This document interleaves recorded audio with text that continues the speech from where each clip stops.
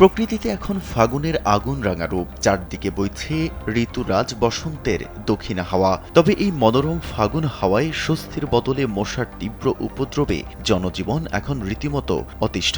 দিন কিংবা রাত সর্বত্রই মশার মরণ কামড়ে নাজেহাল অবস্থায় নাভিশ্বাস উঠছে সাধারণ মানুষের। মশার গুনগুনানি আর অসহ্য যন্ত্রণায় নাগরিক জীবনে এখন একটু শান্তির ঘুমও যেন সোনার হরিণ হয়ে দাঁড়িয়েছে। রাজধানীর কল্যাণপুরের একটি মুদি দোকানে মশার ৩টি কয়েল জ্বালিয়েও টিকতে পারছে না বিক্রেতা রাসেল জনি। স্যান্ডেলিনা সো, রূপচর্চায় আভিজাত্য। কুণ্ডুলি পাকানো ধোঁয়ার ভেতরও অবিরাম হাত পা নাড়াতে হচ্ছে তাকে মশার কামড় থেকে বাঁচতে। জনির মতো একই অবস্থা এখন প্রায় পুরো ঢাকাবাসীর। গাবতলী থেকে যাত্রাবাড়ি কিংবা উত্তরা থেকে লালবাগ, মশার উপদ্রবে অতিষ্ঠ হয়ে উঠেছে জনজীবন। অবস্থা এতটাই বেগতিক যে সন্ধ্যা নামার আগেই অনেক দোকান বন্ধ করে ঘরে ফিরতে বাধ্য হচ্ছেন। সাম্প্রতিক গবেষণা বলছে ঢাকার মশার উপদ্রব এখন বিপজ্জনক মাত্রা ছাড়িয়ে গেছে।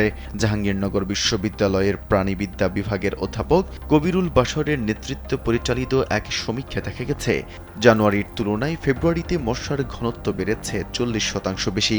বর্তমানে ঢাকার আকাশে উড়া মশার প্রায় 92%ই কিউলেক্স প্রজাতির, যা মূলত দূষিত পানি ও নর্দমায় বংশ বিস্তার করে।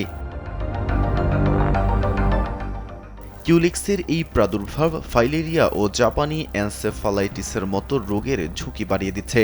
গবেষণার তথ্যগুলো রীতিমতো পিলে চমকানোর মতো, যেখানে আন্তর্জাতিক মানদণ্ড অনুযায়ী প্রতি ঘন্টায় 5টি মশার কামড়কে উদ্বেগজনক ধরা হয়, সেখানে ঢাকায় বর্তমানে 1 ঘন্টায় একজন মানুষকে গড়ে 850টি মশা কামড়াতে আসছে।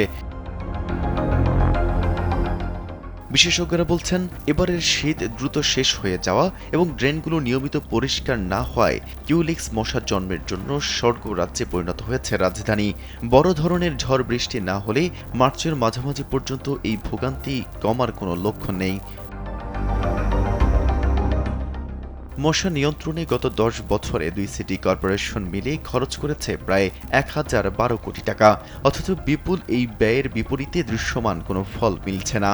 মশক নিধনে প্রশাসনিক নিষ্ক্রিয়তাকে মৌলিক অধিকার লঙ্ঘন উল্লেখ করে সম্প্রতি স্থানীয় সরকার বিভাগ ও ডিএনসিসিকে আইনি নোটিশও পাঠানো হয়েছে। সাধারণ মানুষ বলছে, কয়েল বা অ্যারোসল স্প্রে করেও কোনো লাভ হচ্ছে না।